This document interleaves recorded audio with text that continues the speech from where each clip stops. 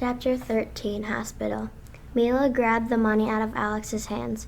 "What is this?" she demanded. "I sold the apartment." Mila sat down on the bed, her face pale. "Stepansky told you how hard it is to find an apartment," she shouted, unable to hold back her anger. "I don't believe it. How could you?" Taking her hand, Alex replied, "How could I? Look at your hand. Here's enough money for Jeniak's operation. And some left over. But we're homeless again," Mila moaned. "Yurek and Marishka haven't gone to school since the last move. I hoped they could start at a new school for next term." She wrung her handkerchief in her hands, her head bent low. "Where is he?" Alex asked after a long silence between them. Mila immediately sat up, concerned, and opened the closet door. Jacob lay curled up, holding his ear asleep. "Up we go, boy," Alex said, gently carrying Jacob into the living room. Yurek, the boy, came at once, handing him a few zlotys. Alex said, "Go down and rent a house and a cart. Bring it to the front of the building and then come help me." Alex and Mila laid Jacob, still asleep, in the hollowed-out couch. His eyes fluttered open.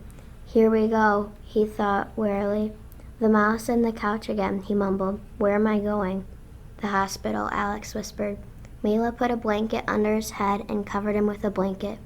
Then they replaced the cushions. "Are you sure you can trust this Mazurek?" Mila asked. "We have to," Alex replied flatly. When Yurek returned, the two carried the couch down to the street. "Oh no, Papa," Yurek whispered. Standing by the cart was a German soldier. "Come on, son," Alex said loudly. "We have to sell this couch. Let's get on with it."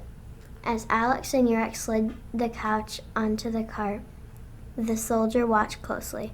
"What's the horse's name?" he asked, stroking the animal's nose. Stammered Yurek. "Jeniak. He's named after my cousin." The soldier nodded approvingly and handed the horse a piece of sugar.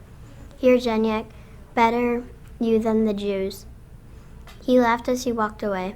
Alex let go of his breath, winked at Yurek, and untethered the horse. Alex led the horse to the hospital while Yurek kept the sofa steady. At the rear entrance to the building, they lifted a heavy piece of furniture into their shoulders and proceeded to head down a narrow hallway. "Watch out, Alex," Alex hollered, coming through. Halfway down the corridor, a nurse stepped in front of the couch. "Where do you think you're going with that thing?" she barked. The sudden stop caused Yurek to lose his grip and almost drop his end of the couch. Alex answered easily. "To Mr. Mazurek's office. He brought it." The nurse looked at the tattered, soiled couch. Alex drew his face near hers and said confidently, "I can get one for you too." The nurse grimaced but allowed them to continue to the office. When Mazurek took Jacob from the couch, he noticed blood in Jacob's ear. "We don't have a second to lose," he said, lifting Jacob onto a gurney. "It will be at least 2 hours."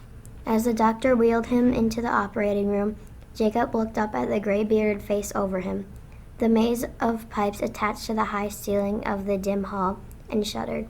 "Don't worry, Jeniak," Mazurek said in a soft voice. "I do this operation all the time. You'll feel fine soon."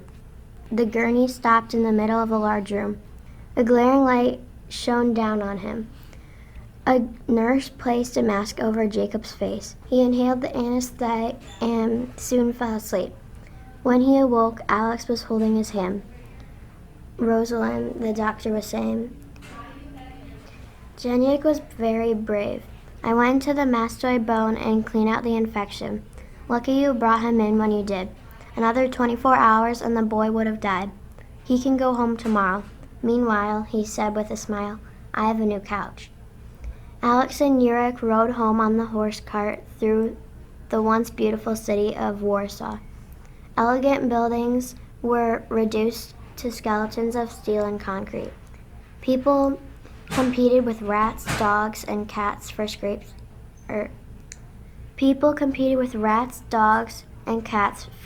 of food. A German army truck roared into the center of a large space. An SS officer barked with a bullhorn. All males over the age of 16 will report to the square immediately, by order of the Commandant, Warsaw District. Young men reluctantly emerged from the surrounding buildings and stepped into the middle of the square. The voice continued. German soldiers are being attacked by Polish partisans. This must stop. Alex quickly spun the cart around and headed down a back alley. Machine gun fire behind him and confirmed his fear. He looked pointedly at Yurik and said, "Don't even think about joining the partisans."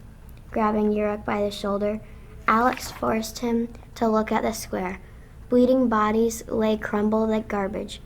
"I don't want you to forget what the Germans do to young boys like you." Scowling, Yurik shook free of his father and stuffed his hands in his pockets, but not before Alex saw them trembling.